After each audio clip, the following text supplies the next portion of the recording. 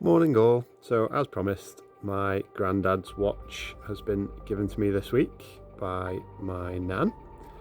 My granddad passed away a few years ago, so I thought this would be a great example to show you what we could do with your vintage watches. So what I'm going to do today is I've booked Mike in for polishing, so we're going to refinish this case, which has got a really interesting case, as it's got like a starburst finish in this quarter of the case, and then it's shiny here, starburst here, shiny here, and needs a couple of bits of laser, so it's quite a good case to show off what we can do. Movement wise, it's a day date ETA 2789. I've wound it up to see if it was working. So I did pop it on the timer early in the week, and I think we only got about 130 amplitude out of it, so it's definitely in need of service. So what we tend to do, if we look on the timing machine here, we'll test your watch on the timer to see how it's running, if we can get it to work. There we go. So it's actually not running too bad. It's got 230 amplitude, which is not too bad, but we can get that a lot better. Losing 25 seconds a day. These lines should be a lot closer, so the beat error is 7.1. We can get that way better. It's definitely due a clean. I don't think it's been serviced for a long time. So if we take the back off, pardon my camera work, pre-loosened, you can see the movement. Now, the first thing I noticed with these older movements is these ball bearing tracks always need changing. So luckily, Foresight, I've pre-ordered one of those, so we'll switch that over as well. That'll help wind the watch up when it's being worn, and obviously we always change the mainspring if it's an automatic watch as well. So I've got a new mainspring already for it. So yeah, I'm going to do a video of me servicing the watch, like a hyperlapse video, and then we'll get onto Mike and let him work his magic on the case. Probably going to put a new glass in it as well, because it's a little bit marked up, and maybe some new gaskets. Stay tuned. Right, so next stage is we need to get the case prepped for polishing. So what we've got to do is we need to take the glass out, the glass gasket and the tube as well, and then it's ready for lapping. Then it's completely clear. So take the glass out as we're replacing it, so I don't need to protect the glass. I'll just use my Virgin press. We'll safely push it out, as you can see, and then I'm going to take this gasket out now. The old glass is there, and we'll move on to taking out the tube.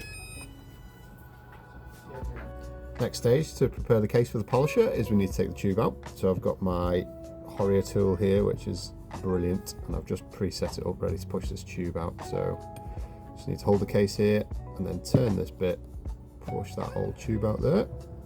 Perfect. Right, so the case is all ready to go to Mike now to be polished and lasered. So you've got your case back, got your case, tube we've taken out, glass gasket and the glass. And this little bit here actually, whoop, was off the case back as well, so we'll leave that in there. I'll be keeping the watch, gonna get that stripped down now and into the cleaner on the next video.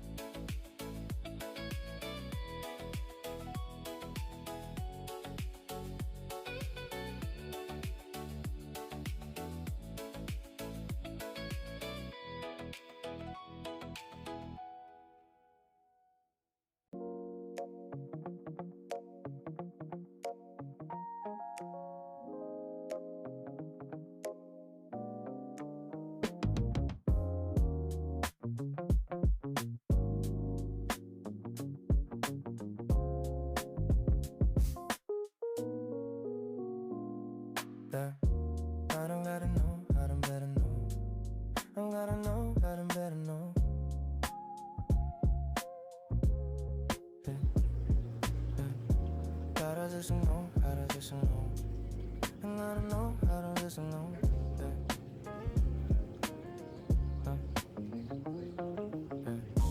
Ain't about before way, yeah. I'm but around on the way. Yeah, yeah. Don't start to shut and know him and know him. And I don't know, I don't know. I wanna